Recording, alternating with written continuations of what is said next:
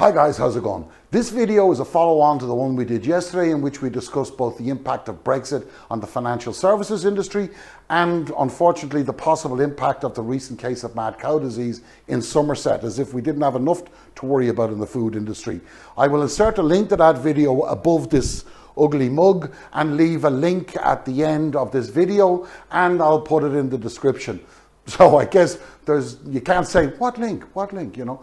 Anyway, can I remind you again of the crucial importance of smashing that like, that subscribe, and in particular the share button, because without your help, this channel will not be able to grow, and more importantly, by not growing, it could affect the chances of removing some of those numpties from Westminster in one of those 39 marginal constituencies that you're seeing on your screen right now. So if you have a friend or colleague in one of those constituencies, perhaps you can share this video with them. So let's go.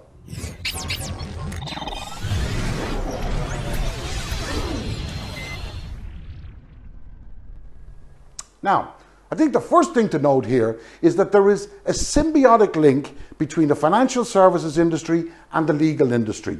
In effect, when it comes to the City of London, one cannot exist without the other.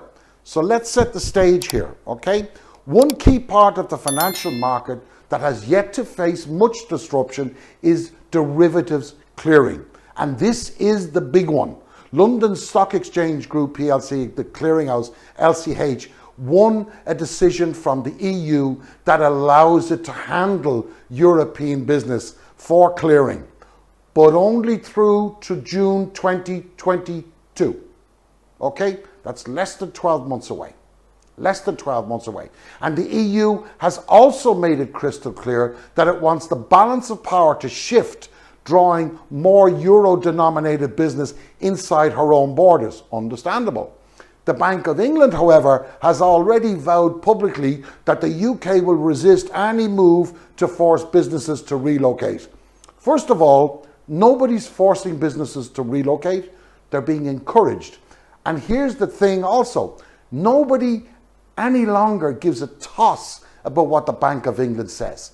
Not because it's the Bank of England, but because everybody knows now that the Bank of England is simply a mouthpiece for Johnson, and it's now releasing politically charged statement.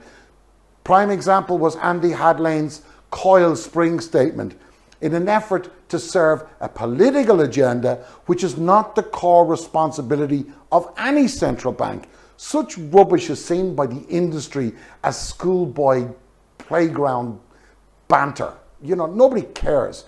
So too, unfortunately, we must now view figures coming from the ONS. During the month, on your screen here you can see, during the month of February, there were few hotels or restaurants open. There was significantly less cars or trucks on the roads. There were zero theatres and cinemas open. These figures in the telephones, you can see it in communications and business, their bills were greatly reduced as companies quickly adopted VoIP. Alcohol consumption had plummeted as bars and nightclubs remained closed. Yet these industries were being used. Their weighting was not only being used, but was being increased. And these figures combined total 34.2% of the overall consumer price index, which indicates inflation. Okay, the fact is the ONS are using figures that don't relate to reality, okay? However, prior to Brexit and in the month of December, much solace was attached to Douglas Flint, chairman of UK fund manager Standard Life Aberdeen's opinion that read, "I don't think you can create a financial centre," okay? And the EU's challenge is one of where do you choose to locate such a centre, and how do you get other EU competing countries like Ireland and Germany, France and Holland to cede whatever activities they host to the other. But along came COVID and all the protection of the central location were blown out of the window, and giving the EU commissioners more ammunition to rein in the services industry, and the swaps market in the city took a hit to its dominance after the EU blocked firms based inside its borders from trading certain benchmark contracts on the London-based platforms, okay?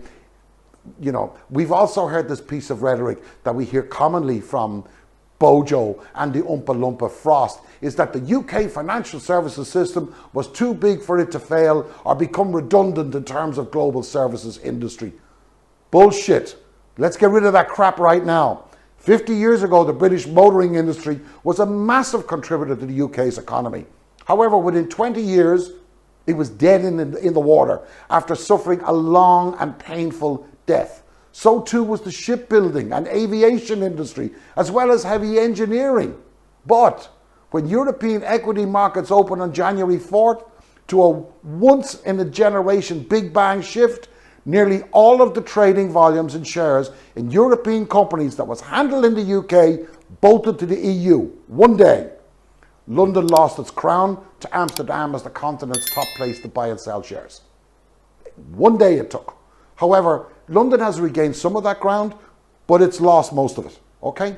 Now, in the case of industry, however, it changes slower.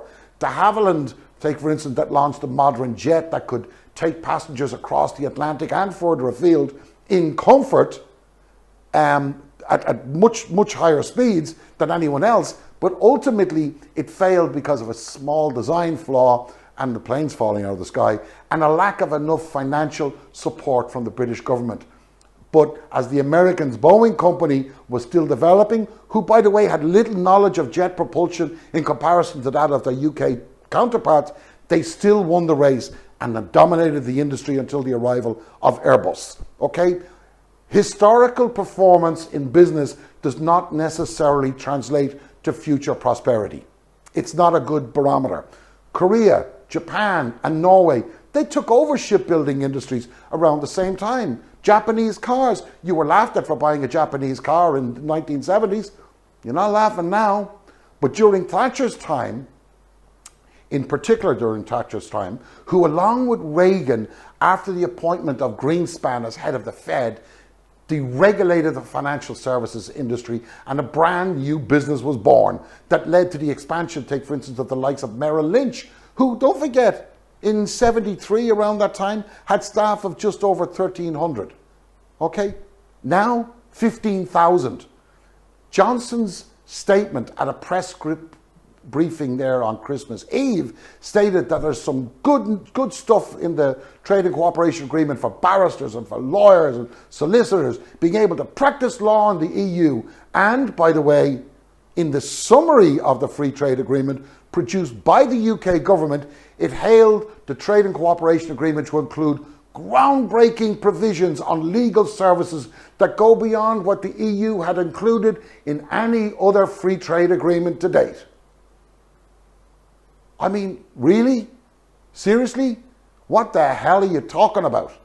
The EU were doing trade deals with Australia, with Japan, with Canada, some with the US, with Brazil, with Mexico. Legal services didn't come into it. However, that basic position is that the agreement only permits UK qualified lawyers within the territory of the EU to only advise on their home jurisdiction law and public international law, excluding European law. You can see this in Article 5, paragraph 1 of the TCA. But only if those lawyers are located in that member state, as can be seen in the schedules. Okay?